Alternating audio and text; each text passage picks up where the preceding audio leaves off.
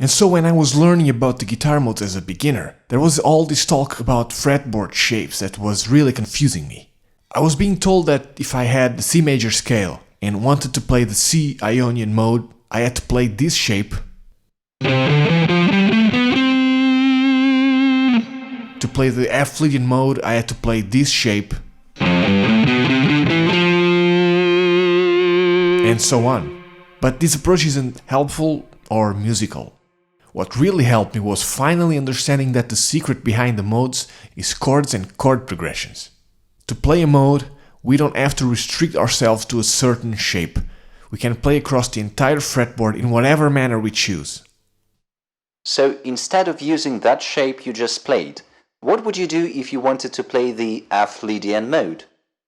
To turn the C major scale into F Lydian mode, we need to add something else to the equation, which is, like I mentioned, chords. Which chords are we talking about? One thing that everyone should know is that any scale that exists can have certain chords extracted from it. So for example, the notes of the C major scale are C, D, E, F, G, A, and B.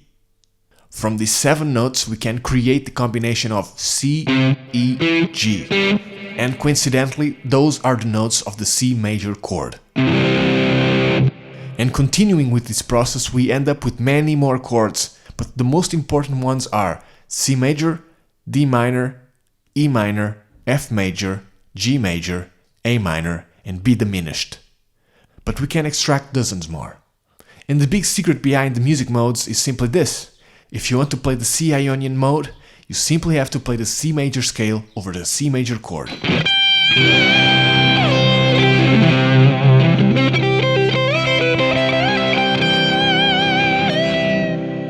If you want to play the D Dorian mode, you have to play the C major scale over the D minor chord.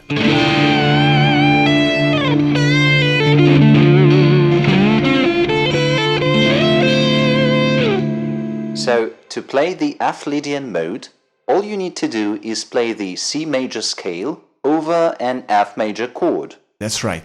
Okay, and what about chord progressions?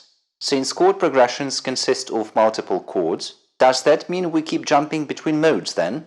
There's no clear answer to that. It will depend on the chord progression and the context of the song. The listener has something that I call modal memory, which allows him to still feel like he's listening to a certain music mode, even though I'm playing chords that technically don't belong to that mode. So for instance, this chord progression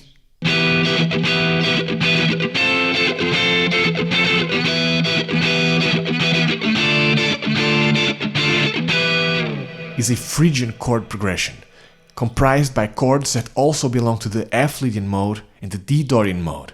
But at no point you feel like any of those modes are being played. You always feel like you're in the Phrygian mode. Are there any easy ways for me to know which chords belong to a scale? The circle of fifths shows you the 7 most important chords that belong to the major scale. But beyond that, you are out of luck. You can also try searching the internet, but so far I haven't found any website that lists all the chords. Or you can try doing it manually, but it's very time consuming.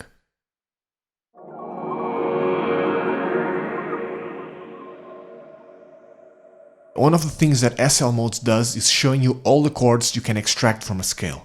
I mean, it shows you all the chords and then it also tells you which chords belong to which modes. And that's really helpful.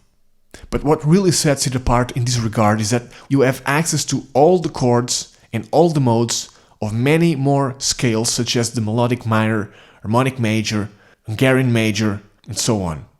And you can listen to how these chords and modes sound like in real time.